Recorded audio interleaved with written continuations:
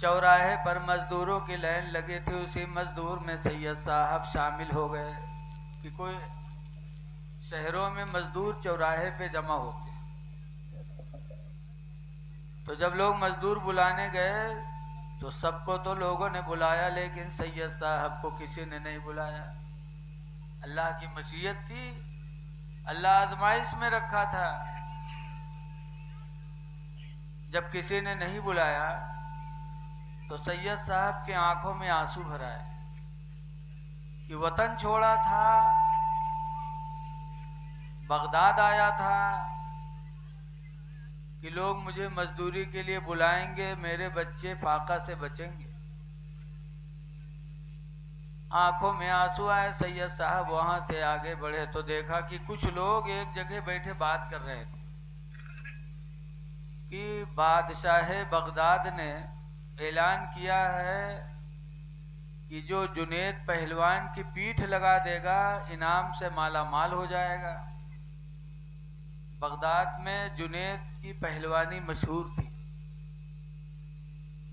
بہت مشہور تھے پہلوانی میں۔ بادشاہ نے اعلان کیا تھا کہ جنید کی جو پیٹھ لگا دے گا انعام سے مالا مال ہو جائے گا، لیکن جنید اتنے موٹے تھے، ان کی کمر اتنی چوڑی تھی کہ کمر کیا پورا کمرہ تھا، کوئی سامنے آنے کے لیے تیار نہیں ہوتا تھا کہ اگر جنید اوپر سے کہیں گر پڑے تو کام تمام ہو جائے گا، کوئی مقابلہ کے لیے نہیں آتا۔ دو لوگ بیٹھے بات کر رہے تھے کہ کیا بتائیں یار، بادشاہ کا اعلان ہے کہ جو جنید کی پیٹھ لگا دے گا انعام سے مالا مال کر دیا جائے گا، لیکن یار جنید سے مقابلہ کے لیے کون جائے؟ سید صاحب نے سن لیا، دبلے پتلے تھے، وہ پہنچ گئے بادشاہ کے دربار میں، کہنے لگے آپ کا کوئی اعلان ہے کہ جو جنید کی پیٹھ لگا دے گا انعام سے مالا مال کر دیا جائے گا؟ کہاں؟ کہا تو بلاؤ جنید کو، میں اس کی پیٹھ لگاؤں گا۔ بادشاہ نے کہا یار چلے جاؤ، اپنے اوپر رحم کرو، چلے جاؤ، جنید سے تم مقابلہ کرنے آئے ہو؟ کہا نہیں جنید کو بلاؤ، میں تمہارے جنید کی پیٹھ لگاؤں گا۔ حیرت ہوئی بادشاہ کو، اعلان کرایا کہ آج شہر بغداد میں ایک دبلا پتلا آدمی جنید بغدادی کے مقابلے کا چیلنج کر رہا ہے، آج مقابلہ ہوگا۔ اعلان ہوا تو میدان میں سارے شہر کے لوگ جمع ہو گئے۔ جب جمع ہو گئے جنید بغدادی پہلوان آئے، ہاتھی کی طرح جھومتے جھامتے، اور سید صاحب کا جھومے دبلے پتلے آدمی جھٹ پٹ آئے جو انہوں سامنے آ گئے۔ مقابلے کی باری آئی تو سید صاحب جنید کے قریب پہنچے،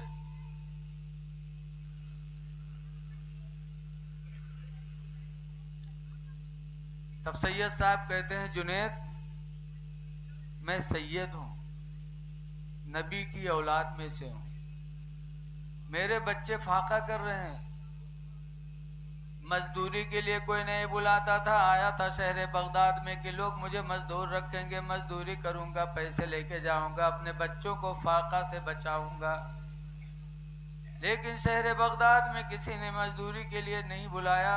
جنید میں تمہارے نبی کی اولاد میں سے ہوں، مجھے پیٹھ لگا لینے دو تاکہ انعام مل جائے تو میں اپنے بچوں کو فاقہ سے بچا لوں۔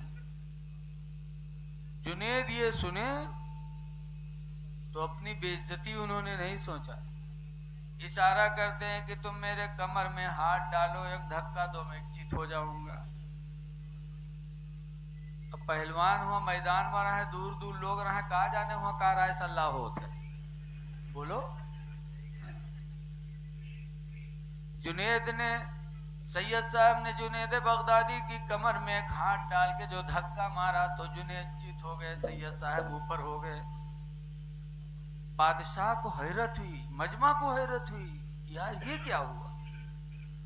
بادشاہ نے کہا میرے جنید سے کوئی چوک ہو گئی ہے، دوبارہ کشتی ہو جب دوبارہ ہوئی، جب قریب میں دونوں پہنچے تو سید صاحب نے اشارہ فرمایا کہ تم میرے سینے پہ ہاتھ مارو۔ سید صاحب پہنچتے پہنچتے جب جنید بغدادی کے سینے پہ ہاتھ مارا تو جنید چت ہو گئے۔ پھر سید صاحب اوپر، بادشاہ نے سید صاحب کو بلایا، کافی انعام و اکرام دیا، اتنا دیا کہ وہ شہر بغداد سے خوشی خوشی اپنے بچوں میں روانہ ہو گئے۔ جب وہ چلے گئے تب بادشاہ نے بلایا جنید کو، لیکن ایک بات پہلے سن لو، کربلا میں امام حسین کے سینے پہ کون بیٹھا تھا؟ شمر۔ کون بیٹھا تھا؟ اس کا نام تھا شمر۔ کربلا میں امام حسین کے سینے پہ بیٹھا تھا، تلوار نکال کے گلے پہ رکھا تھا۔ جو بات یاد رکھو، جب جنید سے بادشاہ نے پوچھا، جنید تعجب ہے، تمہاری پہلوانی پہ مجھے ناز تھا اور آج ایک دبلے پتلے آدمی کو نہیں پٹک سکے۔ تو جنید کہتے ہیں، بادشاہ میں جنید ہوں، جنید، میں شمر نہیں ہوں کہ سید کے سینے پہ چڑھ کے بیٹھوں۔ وہ شمر بد نصیب تھا جو کربلا میں حسین کے سینے پہ بیٹھا تھا۔ میں شمر نہیں ہوں، میں جنید ہوں، وہ سید ہیں، سید کے اوپر جنید۔ خدا میرے نصیب میں وہ دن نہ لائے، وہ سید تھے۔ بادشاہ سنا تو ایک چپ ہزار چپ۔ جنید چلے آئے، پہلوان تھے، آئے گھر پہ لیٹے، اور جب صبح ہوئی تو جب رات میں سوئے تو خواب میں جنید کے رسول اللہ تشریف لائے۔ اللہ کے رسول جس کے خواب میں آ جائیں۔ اور ایک بات یاد رکھو، شیطان سب کی شکل بنا سکتا لیکن نبی کی شکل نہیں بنا سکتا صلی اللہ علیہ وسلم۔ حضور خواب میں تشریف لائے اور جنید بغدادی کے پیشانی پہ ہاتھ رکھتے ہیں اور فرماتے ہیں، جنید تم نے میرے اولاد کی عزت کی ہے، تم نے میرے اولاد پہ رحم کیا ہے، جنید اللہ تعالیٰ تمہیں اس کے وسیلے سے ولایت عطا فرمائے گا۔ سرکار نے پیشن گوئی دی، لیٹے تھے پہلوان بن کے، اور جب صبح اٹھے تو جنید بغدادی ولی بن کر کے اٹھے۔ تو جنید بغدادی کو ولایت ملی ایک سید کی تعظیم کی وجہ سے۔ خوش نصیب ہیں وہ لوگ جو سیدوں کی تعظیم کرتے ہیں، لیکن آج ڈپلیکیٹ سید بہت گھومت ہے، تنی گورہار ہوئی گے بس سید بنی۔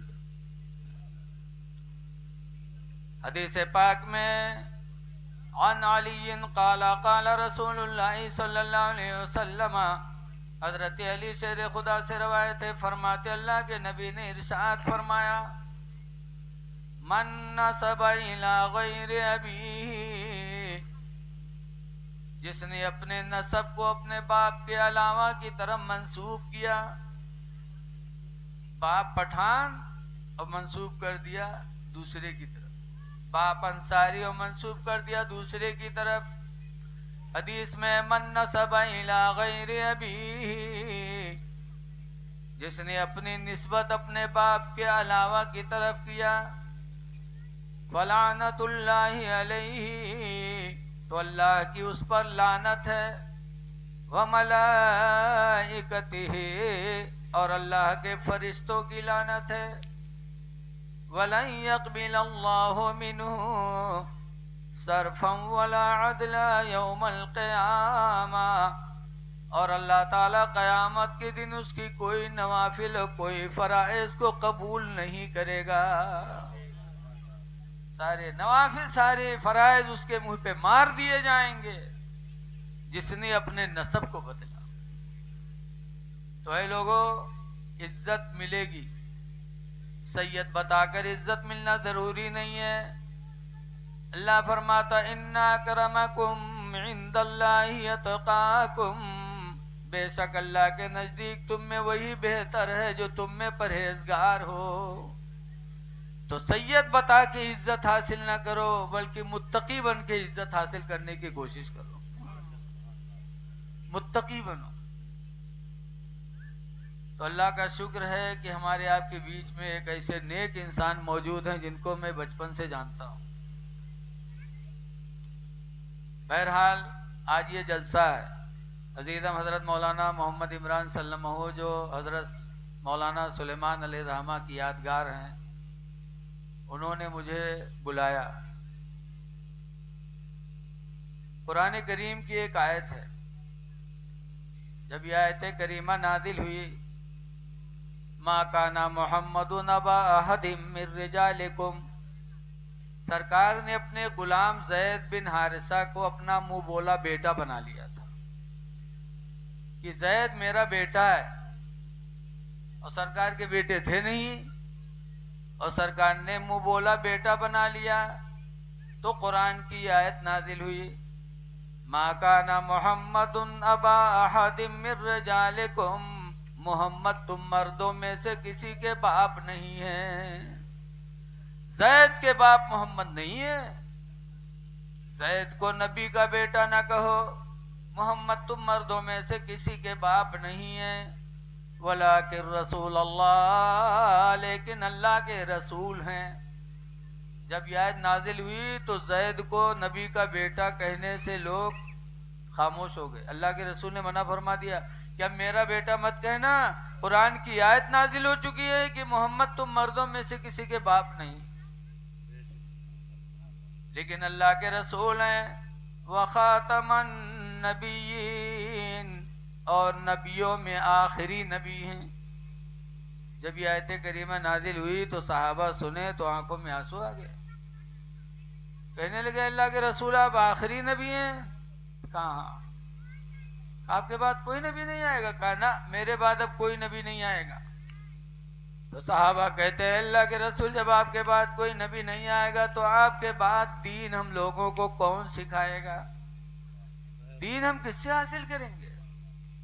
تو سرکار فرماتے ہیں میرے صحابہ میرے بعد اب کوئی نبی تو نہیں آئے گا، لیکن میری امت کے میرے بعد میں جو میری امت کے علماء ہوں گے انہی سے تم کو دین کی دولت ملتی رہے گی۔